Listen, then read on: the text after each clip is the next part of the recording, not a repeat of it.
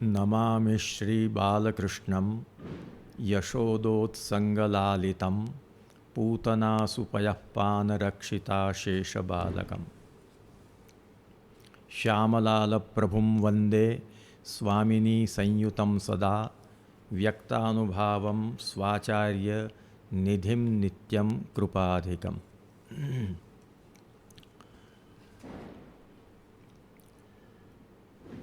कल धनत्रयोदशी के दिन वैष्णवों के कुछ प्रश्नों का समाधान करने का प्रयास किया गया। उसको सुनने के बाद कुछ और भी प्रश्न आए हैं, तदर्थ उसके समाधान के लिए हम प्रस्तुत हुए हैं। तो क्या प्रश्न है जिगीषा बेटी जी? एक प्रश्न तो ये आया है कि ग्रहण में यदि दान करना हो तो क्या दान कर सकते हैं? ग्रहण में दान करने का विधान इस तरह से प्राप्त होता है कि अत्र गो भू हिरण्य धान्यादि दानम महाफलम। अत्र माने ग्रहण काल में गोदान, हिरण्य दान माने सुवर्ण दान, भूमि दान और धान्य आदि का दान महाफल माना गया है, उसका महाफल माना गया है। इतना ही नहीं, जो समर्थ हों वो समर्थजन तुलादान आदि भी कर सकते हैं। ग्रहणे तुलादानादिकम संपन्नेन कार्यम। इस प्रकार से ग्रहण में दान का विधान किया गया है। उसके सिवा भी यस्य जन्मराशौ जन्म नक्षत्रे वा ग्रहणम तस्य विशेषतः अनिष्टप्रदम तेन गर्गाद्युक्ता शांति कार्या अथवा बिंबदानम कार्यम। हमारी टिप्पणी में दान का संकल्प और दान का प्रकार पीछे लिखा हुआ होता है, जिसमें जैसे सूर्य ग्रहण है तो सुवर्ण का जो सूर्य बिंब और नागबिंब आदि रख करके घृत में उसका दान दिया जाता है कांस्य पात्र में। तो वो इसलिए दिया जाता है कि जिनको जन्म राशि में या जन्म नक्षत्र में ही ग्रहण होता हो उनको ग्रहण विशेष अनिष्टप्रद माना गया है। उनको गर्गादि आचार्यों के द्वारा बताई हुई शांति या तो करनी चाहिए अथवा बिंबदान करना चाहिए। तो ये सरल प्रकार बिंबदान का है। तमोमय महाभीम सोम सूर्य विमर्दन हेमतार प्रदानेन मम शांति प्रदो भव इत्यादि वचन इत्यादि श्लोक बोलकर वो दान भी किया जाता है। तो इस प्रकार से दान आदि का महाफल बताया है ग्रहण में। और हम वैष्णवों को भगवत प्रीत्यर्थ अवश्य दान आदि करने चाहिए और अपने यहाँ ऐसी परंपरा भी है। और एक प्रश्न ये भी एक दो लोगों ने पूछे हैं कि ग्रहण के पश्चात श्री ठाकुर जी को शयन भोग में अनसखड़ी धरने की आज्ञा की गई है, तो सखड़ी भोग क्यों नहीं धर सकते? ऐसा है कि स्पष्ट श्रीमद् पुरुषोत्तमाचार्य चरणों ने ग्रस्तास्त के प्रकार का मार्गदर्शन देते हुए कहा है। आपने क्या कहा है कि अस्तानंतरंतु मुक्त्यवधारणोत्तरम स्वयं स्नात्वा शुद्धम जलमानीय भगवन्तं स्नापयित्वा ततः शुद्धजलेन घृतपक्वां सामग्रीं कृत्वा ताम दुग्धादिकंच समर्प्य भगवान स्वापनीयः संध्यावंदनादिकंच कार्यम। आप ये कहते हैं कि ग्रस्त सूर्यबिंब के अस्त हो जाने पर माने फिर तो मुक्ति का स्नान ही करना होगा। तो नेत्रों से तो हम देख नहीं पाएंगे, परंतु मुक्ति अब हो चुकी है ऐसा निश्चय करते हुए हमको ग्रहण मुक्ति का स्नान करना चाहिए। स्नान करने के बाद शुद्धम जलमानीय, शुद्ध जल लाकर उस शुद्ध जल से भगवन्तं स्नापयित्वा, भगवान को स्नान कराकर ततः शुद्ध जलेन, वो जो नया जल ग्रहण के बाद का हम लाए हैं सायंकाल में, उस दिन उस शुद्ध जल से ही घृतपक्व सामग्री करके, यहाँ घृतपक्व सामग्री का जो आप उल्लेख कर रहे हैं, इससे अंसखड़ी का बोध हो रहा है। शुद्ध जलेन घृतपक्वाम सामग्रीम कृत्वा, ताम माने घृतपक्वाम सामग्रीम और दुग्धादिकंच समर्प्य भगवान स्वापनीय, माने घृत में बनी हुई सामग्री, और माने वो भी स्पष्ट लिखा है कि शुद्ध जलेन घृतपक्वाम सामग्री, उस घृतपक्व सामग्री में जल का भी विनियोग कर सकते हैं, जल का उपयोग भी हो सकता है। और उस प्रकार अंसखड़ी की सामग्री सिद्ध करके दुग्धादिक भी भगवान को अर्पित करके फिर भगवान को पौढ़ाने चाहिए। और फिर जो संध्या वंदनादि अग्निहोत्र आदि जो हैं वो अपना और कार्य भी करने चाहिए। तो इस प्रकार से स्पष्ट रूप से श्रीमद् पुरुषोत्तम चरणों ने घृतपक्व सामग्री, शुद्ध जल से घृतपक्व सामग्री प्रभु को अर्पण करनी, दुग्धादि अर्पण करना, ऐसा लिखा है। इससे सखड़ी का क्रम अपने यहाँ नहीं है, यह स्पष्ट ज्ञात होता है। और इसका बीज भी यह प्रतीत होता है कि श्री पुरुषोत्तम चरणों ने ही ऊपर जो दीपोत्सव में, दीपोत्सव के प्रसंग पर ग्रहण हो तो उसमें उत्सव कैसे संपन्न करना, उत्सव कैसे संपन्न करना, उसका मार्गदर्शन देते हुए आपने कहा है, भगवतः नैवेद्य सामग्री च स्नेहपक्वातिरिक्ता श्रुता तदहोरात्रे न कार्या।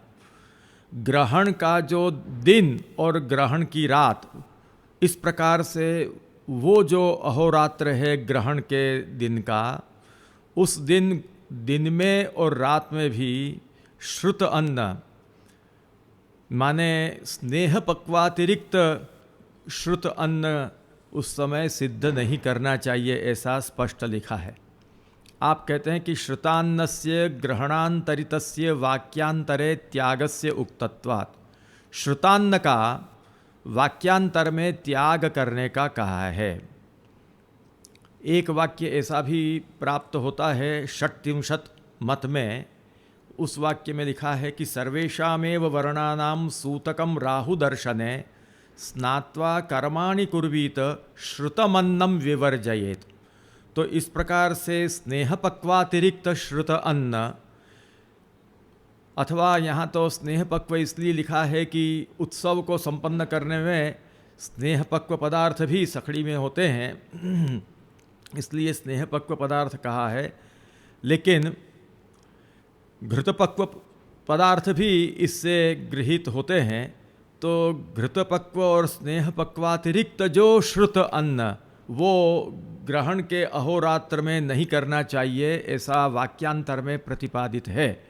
तदनुसार स्नेहातिरिक्त, स्नेहपक्वातिरिक्त किंवा घृतपक्वातिरिक्त श्रुत अन्न तो सखड़ी ही होगा। दाल भात इत्यादि जो सखड़ी में बनने वाले पदार्थ हैं, सखड़ी की मेन मर्यादा में, वे ही उसमें गिने जाएंगे। और आपने स्पष्ट कहा है कि स्नेहपक्वातिरिक्ता श्रुता तद अहोरात्रे न कार्या, ग्रहण वाले दिन और रात में उस प्रकार के श्रुत अन्न को नहीं करना चाहिए, इससे सखड़ी का निषेध ज्ञात होता है। तदनुसार श्रीमद् पुरुषोत्तम चरणों ने जो स्पष्ट लिखा है कि अस्त होने के बाद मुक्ति का अवधारण करके स्वयं स्नान करके शुद्ध जल लाकर उसी से भगवान को स्नान कराए जाएं और उसी शुद्ध जल से घृतपक्व सामग्री करके दुग्धादि समर्पित करके भगवान को पौढ़ाए जाएं, ये आपने स्पष्ट लिखा है। तदनुसार अपने यहाँ अंसखड़ी का क्रम होता है। और एक प्रश्न ये है कि ग्रहण के पूर्व यदि माला जी सिद्ध कर लें तो वो छी जाते हैं कि श्री प्रभु को धरा सकते हैं? अपने यहाँ ऐसा आचार में है कि ग्रहण के पहले सोया में, शू कैसे सुई में लंबे जो सोए होते हैं उनमें फूल पिरो के पधरा दिए जाते हैं ढाक के, और ग्रहण मुक्त होने के बाद उन सोयों में से सूत में माला फिर बनाई जाती है। पहले से थाक इत्यादि सभी कुछ सोयों में पुरोकर पूर्व से ही रख लिए जाते हैं। इस प्रकार कर सकते हैं। और एक प्रश्न ये था कि यदि किसी वैष्णव को सूतक हो और तब यदि बीच में ग्रहण आता हो, अभी सूतक निवृत्त नहीं हुआ हो और पहले ही यदि ग्रहण आ जाता हो, तो ग्रहण के स्नान के साथ सूतक भी क्या सूतक से भी निवृत्त हो जाते हैं? और भी कुछ है? और रजस्वला के लिए भी ये प्रश्न था कि अटकाव में से भी शुद्धि हो जाती है क्या यदि बीच में ग्रहण आ जाता हो 3 रात्रि के पहले ही, तो अटकाव आदि और सूतक से भी क्या निवृत्त हो सकते हैं तो समय से पूर्व ही? ये बहुत बड़ा भ्रम है। कभी भी ग्रहण मुक्ति के स्नान से सूतक मृता शौच अथवा जनना शौच की निवृत्ति नहीं होती है। उसी प्रकार रजस्वला की भी जो 4 दिन की शुद्धि है उसमें से निवृत्ति नहीं होती है। ये शुद्धि काल से ही होती है। कालेन स्नान शौचाभ्याम संस्कारैस्तपसे ज्यया। तो कालेन जो शुद्धि बताई है तदनुसार जितने दिन का अशौच आता है उतने दिन अशौच पालना ही पड़ता है। बल्कि अशौच में ही रहकर, मरणा शौच या जनना शौच में ही रहकर ग्रहण में उनको स्वतंत्र रूप से अलग से स्पर्श स्नान भी करना चाहिए, अलग से मर्यादा में, और अलग से मर्यादा में मुक्ति का स्नान भी करना चाहिए। और इस प्रकार से मुक्ति का स्नान, ग्रहण मुक्ति का स्नान करने से न तो जनना शौच का निवारण हो जाता है, न मरणा शौच भी निवृत्त होता है। यदि दिन बाकी हैं, काल अभी बाकी है, विहित काल, शुद्धि का विहित काल अभी नहीं हुआ है, तो शुद्धि नहीं मानी जाती है।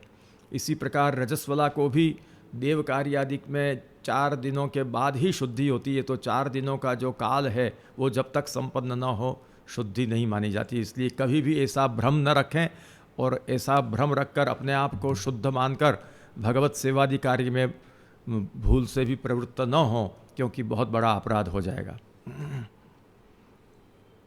अभी तो यही प्रश्न आए थे। एक प्रश्न ये भी था, वो भी कहा था ना कि हम क्या ये दूध, प्रश्न था कि जो वेद का समय है, वेद के समय के बाद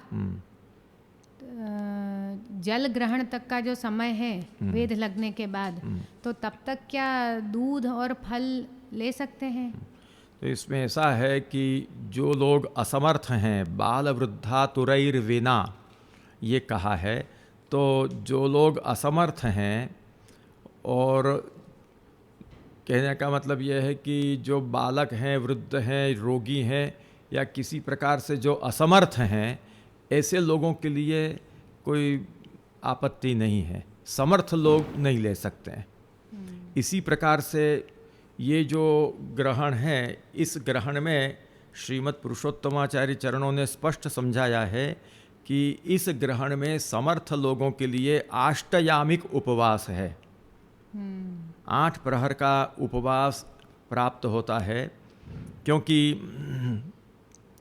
ग्रस्तावेवास्तमानंतु रवीन्दु प्राप्नुतो यदि परेद्यु हृदये दृष्ट्वा स्नात्वाभ्यवहरेन्नरः, इस वचन में मुक्ति के दर्शन के बाद स्नान करके भोजन का विधान किया गया है। और पहले भी वेद के हिसाब से भोजन नहीं किया है, तदनुसार अष्टयाम का उपवास हो जाता है। तो वो समर्थ व्यक्ति के लिए है। जो असमर्थ हैं उनके लिए पूरा न्याय अलग ही है। वह न्याय ग्रस्तास्थ के स्थल में भी पुरुषोत्तम चरणों ने बड़ा सुंदर बताया है कि बाल वृद्धा तुराणाम ग्रहणात् पूर्वम इव ग्रस्तास्तोत्तरम भोजन व्यवस्थायाः अनुक्तत्वात् तदर्थमपि न्याय साम्यादरणम आवश्यकम। बाल, वृद्ध और आतुर माने रोगियों को ग्रहण के पहले की जो व्यवस्था बताई है बाल वृद्धातुरैर्विना श्लोक में, तो उसी प्रकार ग्रस्तास्त के बाद की कोई व्यवस्था बाल वृद्ध और आतुरों के लिए बताई नहीं गई है। इसलिए उसकी भी व्यवस्था का निर्धार होना जरूरी है, नहीं तो उनकी जीवन यात्रा, देह यात्रा का निर्वाह कैसे होगा। एवं सती न्याय साम्यादृता शुद्धि तदर्थैव न तु शक्ता शक्त साधारणा। इस प्रकार से देखने पर जो बाल वृद्ध आतुर आदि जो असमर्थ हैं, उनके लिए जो शुद्धि बताई है वो उनके जितनी ही है, उनके पूर्ति ही है, परंतु वो शुद्धि समर्थों के लिए है ऐसा नहीं समझना चाहिए। इसीलिए श्रीमद् पुरुषोत्तम चरण ये बताते हैं बाल वृद्धातुरों के लिए, असमर्थों के लिए, कि गृहस्थास्थ स्थल में रात्रि को जो श्री ठाकुर जी को शुद्ध जल से जो घृतपक्व सामग्री दुग्धादि बनाया है, उसी में से रात्रौ यद भगवदर्थम कृतम, उसी में से, उसी प्रसाद में से तद गोभ्यो देयम, जो माने अवशिष्ट हो वो गाय को दें, और बालादिभिश्च उपयोक्तव्यम, बाल वृद्ध रोगी आदि भी प्रभु को जो शयन भोग में घृतपक्व सामग्री आई हो अंसखड़ी की, उसमें से वो व्यवहार कर सकते हैं, उनके लिए वो शुद्ध माना जाएगा। लेकिन सबके लिए नहीं, जो समर्थ हैं उनके लिए नहीं।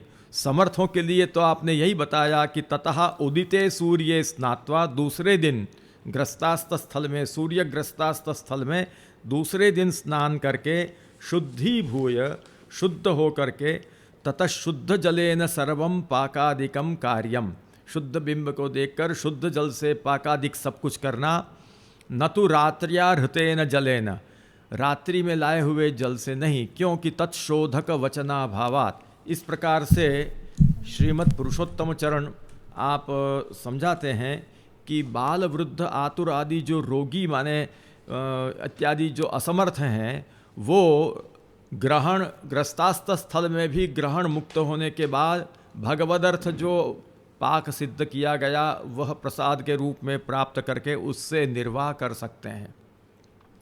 तो उसी न्याय से जिनको मान लो अंसखड़ी का भी अन्न भी नहीं लेना हो और दुग्ध आदि लेना हो, तो वे दुग्ध आदि तो ले सकते हैं असमर्थ जन।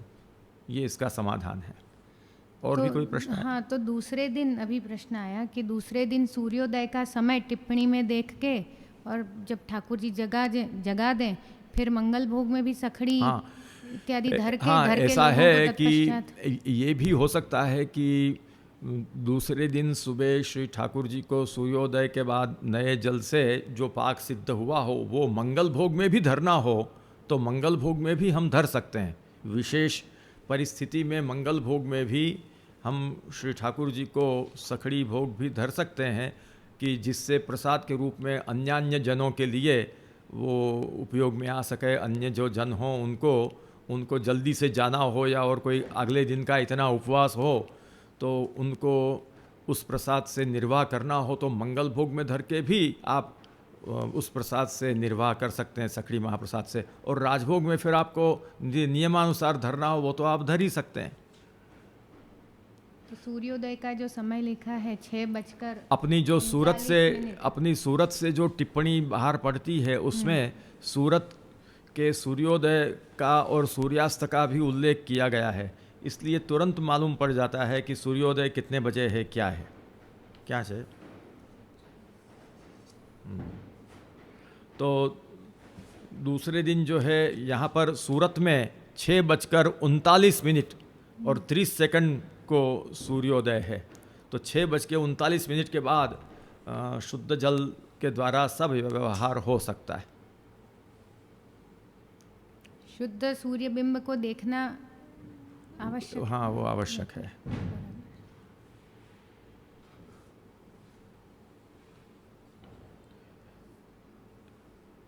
ग्रस्तावेवास्तमानन्तु रवीन्दु प्राप्नुतो यदि परेद्युहृदये दृष्ट्वा स्नात्वा अभ्यवहरेन् नरः, ये लिखा है। तो ये एक आचार में भी है व्यवस्था कि शुद्ध बिंब को देखकर और फिर आगे कार्य किया जाए। इसीलिए सामान्य ग्रहण स्थलों में भी ग्रहण मुक्त होने के बाद सूर्य बिंब को देखा जाता है कि अब सूर्य बिल्कुल शुद्ध दिख रहा है कि नहीं, कहीं कोई छाया अभी तक उसमें है तो नहीं।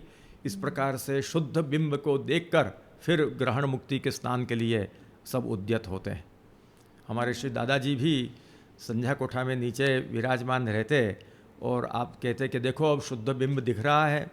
इस प्रकार से मनुष्यों को शुद्ध बिंब देखने के लिए अगासी आदि में भेजते और जब खबर आती कि नहीं जब शुद्ध बिंब दिख रहा है तब स्नान करने की मुखिया भितरिया सबको आज्ञा करते। तो ये व्यवहार में है। ठीक है। श्री वल्लभाधीश की